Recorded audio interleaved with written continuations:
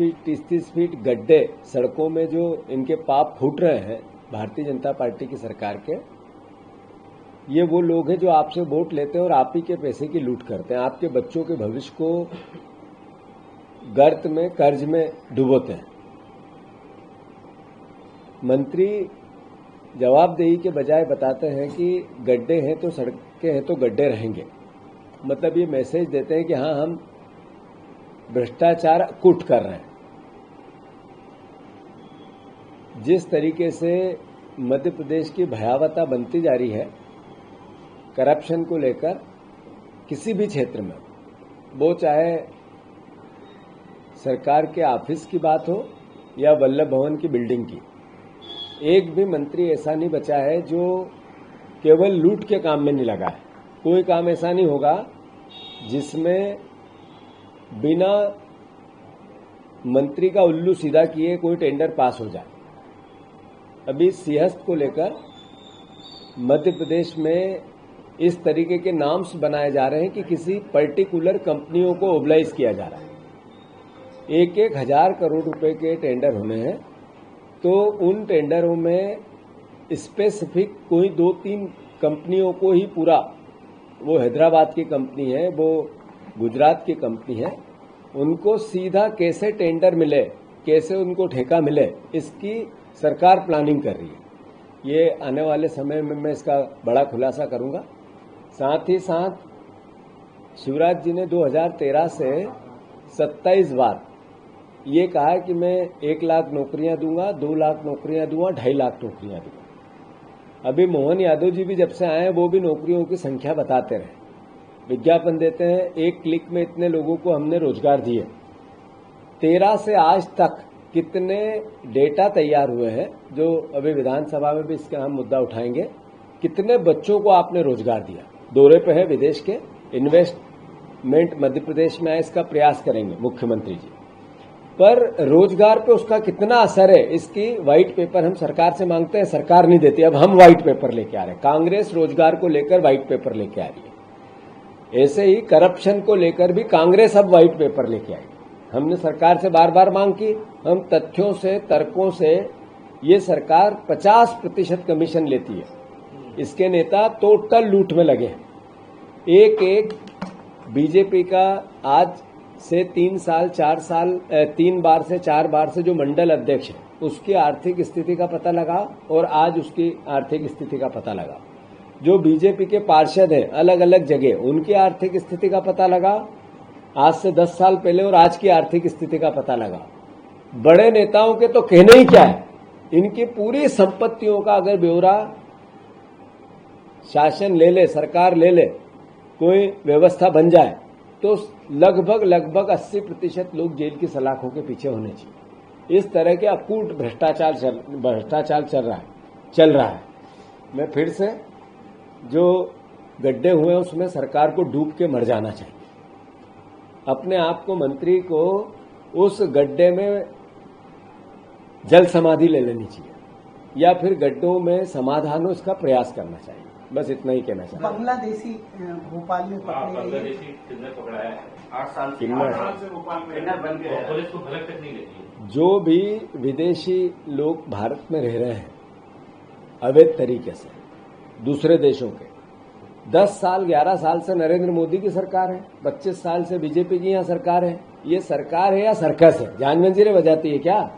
क्यों ऐसी परिस्थिति निर्मित हुई कि 11 साल बाद नरेंद्र मोदी जी को जगह जगह कहना पड़ा, बाहर के घुसपैठी आ गए, नेपाल के आ गए, बांग्लादेश के आ गए।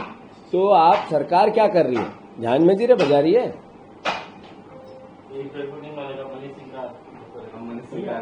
और कुछ बचा है तो बोलो।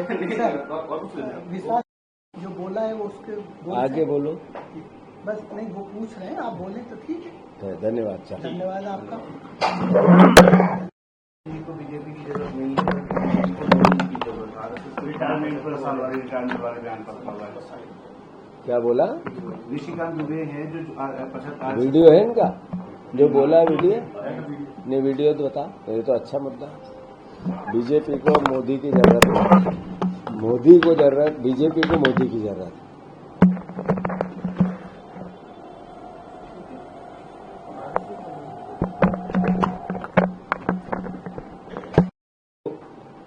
स्तुति में गीत गा रहे हैं। भारतीय जनता पार्टी जिन्होंने ये कहा था कि हम संगठन से बड़ा कोई नहीं होता हमारे दल में, उन्हीं के दल के सांसद ने कहा आज बीजेपी को मोदी की जरूरत है, मोदी को बीजेपी की जरूरत नहीं है। तो जो भारतीय जनता पार्टी के नींव के पत्थर संस्थापक लोग थे, जनसंघ के संस्थापक लोग थे, जो दल और विचारधारा को बीजेपी की बड़ा मानते हैं, उन लोगों को अब अपने आप से सवाल करना चाहिए कि निशिकांत दुबे ने कहा वो नरेंद्र मोदी जी के कहने पे किया, और अगर नरेंद्र मोदी जी ने नहीं कहा तो क्या भारतीय जनता पार्टी निशिकांत दुबे जी को किसी प्रकार के सवाल जवाब करेगी क्या? बीजेपी के संगठन का अंदरूनी मामला हमें बोलना नहीं चाहिए, पर देश का प्रधानमंत्री किसी दल का नहीं होता है, देश का होता है, आम भारत के नागरिक का होता है। उन्होंने एक सिस्टम सेट किया कि 75 साल बाद अपने आप राजनीतिक लोगों को रिटायरमेंट लेना चाहिए, उसकी बलि चढ़े, उस पूरे प्रोसेस की बलि चढ़े। आदरणीय जोशी जी, आदरणीय यशवंत सिन्हा जी, आदरणीय लाल कृष्ण आडवाणी जी, ऐसे तमाम, सुमित्रा महाजन जी, ऐसे कई लोग अलग अलग, इसकी संख्या छोटी मोटी नहीं, जिन्होंने अपने खून से बीजेपी के विचार को सींचा। अब जब नरेंद्र मोदी जी की बारी आई तो भारतीय जनता पार्टी के नेताओं का रुख इस तरीके का हो गया कि बीजेपी को मोदी की जरूरत है, मोदी को बीजेपी की अब जरूरत नहीं है। ये अहंकार हम बार बार कह रहे थे कि आज मोदी जी का अहंकार देश पे भारी पड़ रहा है, कल मोदी जी का अहंकार बीजेपी पे भारी पड़ेगा, वो स्थिति बनने लगी। भैया पिछले दिनों कर रहे थे अधिकारी को हो क्या गया, हम लोगों की पिटाई कर रहे हैं। नहीं, बात यह है कि कोई प्रशासन पे पकड़ आदरणीय मोहन यादव जी की बची नहीं। लगातार देखने में आया है कि कलेक्टरों की जो भाषा और शैली है वो एक अच्छे जनसेवक की बची नहीं, जो काम करने की शैली नहीं बची। एक दो वक्तव्य नहीं आया, हर हफ्ते एक वक्तव्य आता है, एक उदाहरण सामने आता है कि कलेक्टर किसी को चांटा मार रहा है, किसी को औकात बता रहा है, किसी को धमकी दे रहा है। तो ये एक जन सामान्य सी बात हो गई है, और इसका मूल भावना है कि जो मुख्यमंत्री है, प्रशासक पे उनकी जो पकड़ होनी चाहिए सरकार की, वो एक तरह से जीरो हो गई। और उसका कारण सिर्फ यही है कि जब पोस्टिंग होगी लेन देन करके, तो फिर लेन देन देने लेकर देकर जाने वाला व्यक्ति तो अपने हिसाब से चलेगा, होगा ही करेगा। हो गया। बस विजुअल अच्छे बनना चाहिए, बाइट हो या ना हो। बाइट तो हम कर ही लेते हैं। वो तो हो।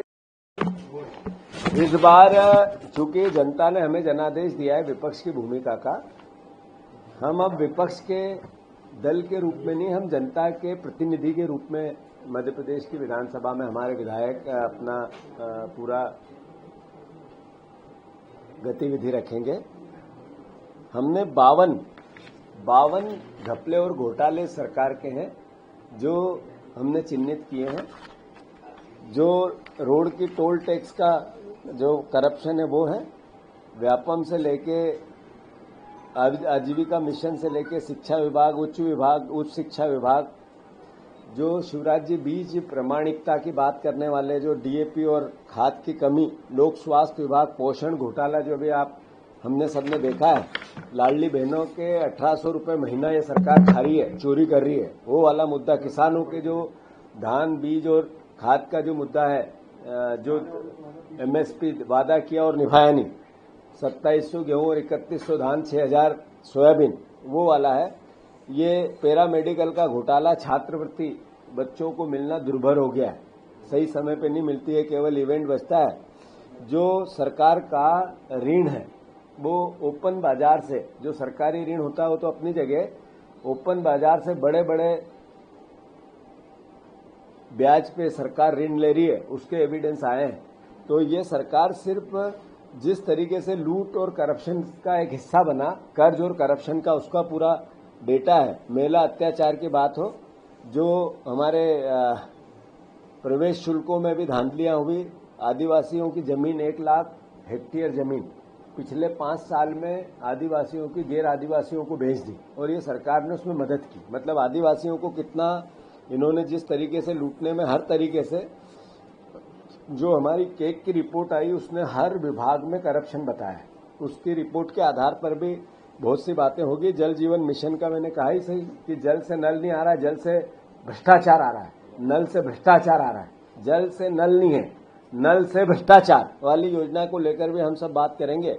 संबल योजना इन्होंने समाप्त कर दी, जिसपे वोट लिए। जनसंपर्क विभाग का काम माध्यम और इसके माध्यम से सिविल मैनेजमेंट का बच गया, करप्शन का बच गया। माध्यम के माध्यम से करप्शन कैसे होता है उसकी बहुत सी डिटेलिंग आएगी। मैं मानता हूं इन्वेस्टर मीट का व्हाइट पेपर हमने जैसा मांगा ही है, रोजगार को लेकर भी बात की है। विद्युत जो स्मार्ट मीटर हो रहे हैं, ये जनता को और प्रहार कर रहे हैं इस बात का कि किस तरीके से जनता से लूट की जाए।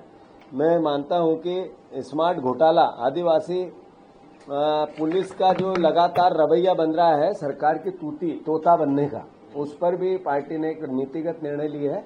और अशोकनगर का एसपी, अशोकनगर का टीआई और जहां जहां इंदौर का हमारा जो घटनाक्रम हुआ अवैध तरीके से एफआईआर का, उस पर पार्टी ने संज्ञान में लिया। सारे विधायक इस पर बात करेंगे।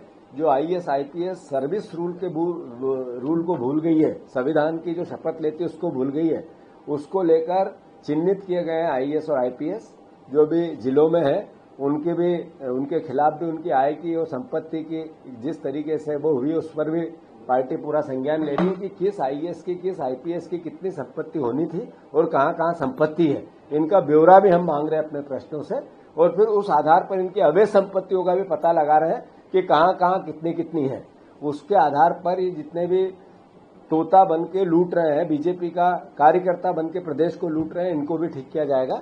और जैसा मैंने कहा कि अलग अलग नगरीय निकाय, नगरीय निगमों के भ्रष्टाचार, वहां भी करप्शन के बाहर बहरी है, वो उस पर भी बहुत सी बातें हैं। वित्त विभाग को लेकर हमने कहा कि व्हाइट पेपर, सड़कों के रखरखाव, करप्शन 50% गड्ढे तो रहेंगे ही, ऐसा मंत्री बोलता है, पहला दिखा। मैं समझता हूं एक मंत्री, जनता तो आवेदन करती भिखारी है, ये उसका हिसाब भी पूछा जाएगा। तो मैं समझता हूं कि ऐसे 52 तरीके के अनुसूचित जाति जनजाति के अत्याचार, बहनों के बलात्कार, इस पर पार्टी बात करेगी। इन सब मुद्दों को लेकर हमने 3 दिवसीय मंडला में विधायकों का पूरी ट्रेनिंग प्रोग्राम होगा, प्रशिक्षण मांडू में, और प्रशिक्षण होगा। सब हम विधायक रणनीतिक रूप से एकजुटता से जनता की बात कैसे करें, प्रदेश के हित की बात कैसे करें, सरकार को सही दिशा में कैसे लेके आए, मोहन यादव जी को जनता के लिए काम करने के लिए मजबूर कैसे करें, मंत्रियों को मजबूर कैसे करें कि आप एक लोक सेवक हो और जनता की तनख्वाह पे आप काम करते हो, एक तरह से जनता के नौकर हो। तो उस धारणा को कैसे वापस बनाए, लोकतंत्र को मजबूत करने के लिए पार्टी उसका प्रयास करे।